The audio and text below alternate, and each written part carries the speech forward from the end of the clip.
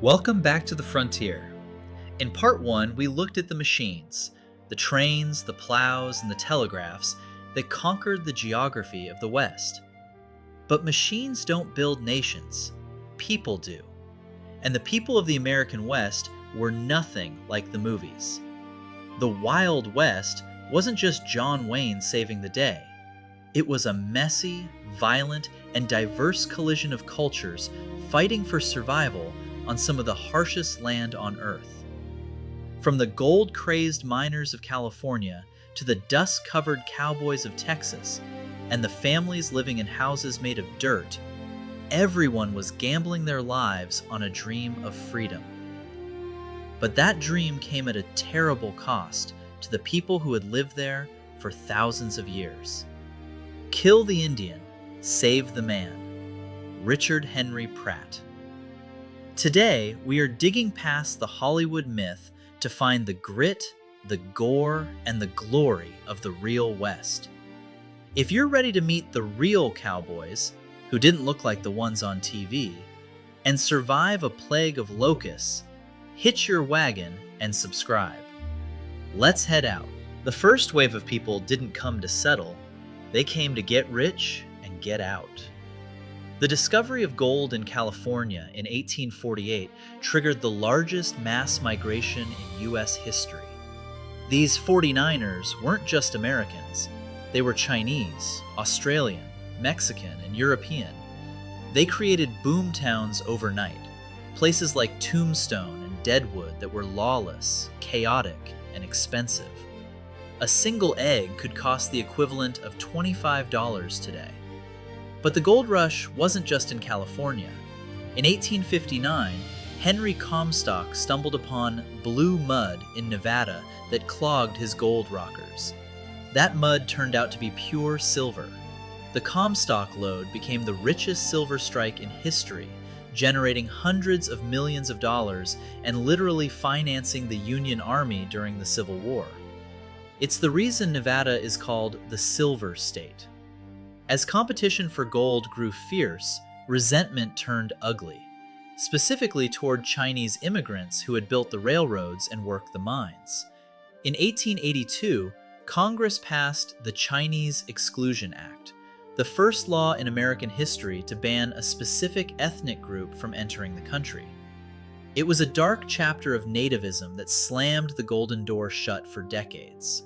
Law enforcement in these camps was optional. With no sheriffs, miners formed vigilance committees. These vigilantes took the law into their own hands, often acting as judge, jury, and executioner. It was swift, brutal, and often incredibly unfair. Once the miners needed food, the era of the cowboy began. But the real cowboy wasn't a movie star. The culture of the cowboy, the lassos, the chaps, the roping techniques, was actually borrowed almost entirely from Mexican vaqueros. And the cowboys themselves? Historians estimate that 1 in 3 cowboys was either Mexican or African American, like the legendary Nat Love. Their job was the long drive. Texas ranchers had to move millions of longhorn cattle from Texas to the railroad towns in Kansas, like Abilene and Dodge City. It was a dangerous, dusty 3-month journey along the Chisholm Trail. And despite the movies, gunfights were rare. Towns like Dodge City actually had strict gun control laws. You had to check your pistols with the sheriff when you entered town. But why were they driving cattle to trains? Because of Gustavus Swift. He hired an engineer to design a rail car that was essentially a rolling icebox. The refrigerated boxcar allowed ranchers to slaughter beef in Chicago and ship fresh meat to New York without it spoiling. This single invention turned beef into a national industry. But just like the miners, this era crashed. The invention of barbed wire and the harsh winter of 1886, known as the Big Die-Up, killed the open range. The cowboy moved from being a knight of the plains to a ranch hand fixing fences. While cowboys roamed, farmers settled. The Homestead Act of 1862 promised 160 acres of free land to anyone who could improve it for 5 years. But the government didn't just give away land for farms. They gave it away for knowledge.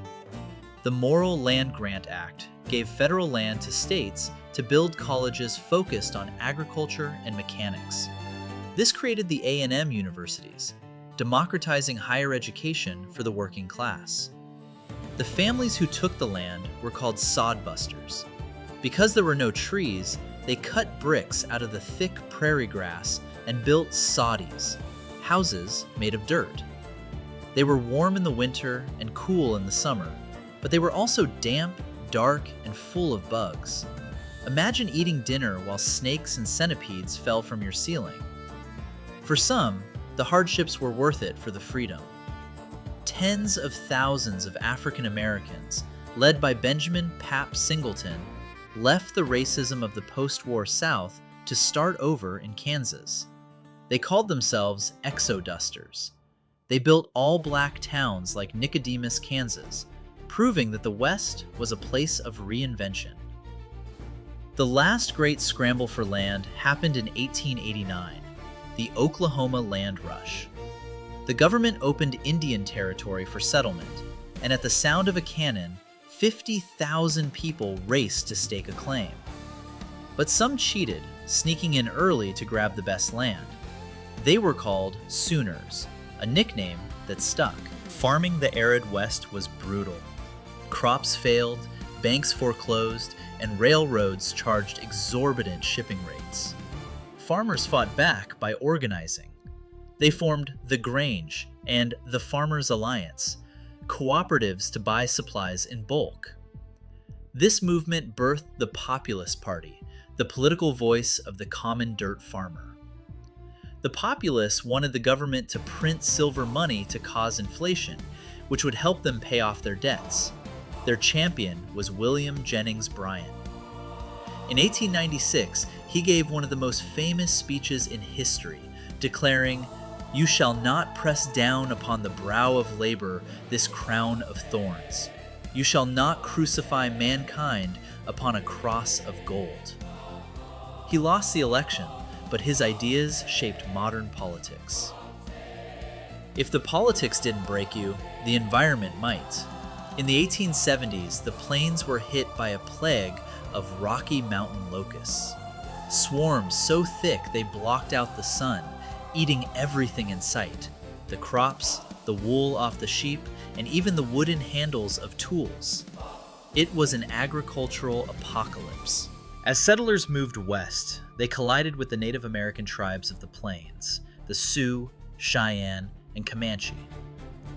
To the U.S. government, the buffalo was a supply line for their enemy. What followed was one of the greatest ecological tragedies in history. Hunters killed buffalo by the millions. In just a few decades, the population dropped from 30 million to less than 1,000. The conflict erupted into the Indian Wars. It began with atrocities like the Sand Creek Massacre in 1864, where Colonel John Chivington attacked a peaceful village of Cheyenne, killing over 150 women and children. This brutality sparked decades of war, including the famous Battle of Little Bighorn. But resistance wasn't just about fighting, it was about survival. In 1877, Chief Joseph of the Nez Perce tried to lead his people to freedom in Canada. After a 1,000-mile chase, he was cornered just miles from the border. He surrendered with the famous words, "From where the sun now stands, I will fight no more forever." The final phase was forced assimilation. The Dawes Act of 1887 broke up tribal lands. Children were sent to the Carlisle Indian School in Pennsylvania, where the motto was, "Kill the Indian, save the man." They were forced to cut their hair, change their names, and forget their language. Resistance ended in tragedy at Wounded Knee in 1890. Fearing the ghost dance spiritual movement, the army disarmed a band of Lakota. A shot was fired, and the army massacred over 150 men, women, and children.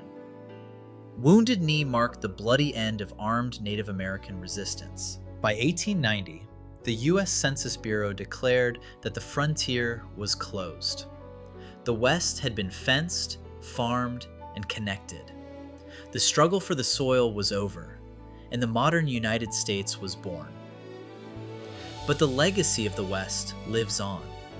It's in the food we eat, the laws we follow, and the complicated history of how this land changed hands. If you survived the locusts and the vigilance committees, make sure to subscribe for our next unit, where we leave the farm and head into the conflict of the sectionalism. I want to hear from you. Which job in the West would you have chosen? The high-risk gamble of the miner? The lonely life of the cowboy? Or the hard labor of the homesteader? Vote in the comments below. Until next time, stay curious.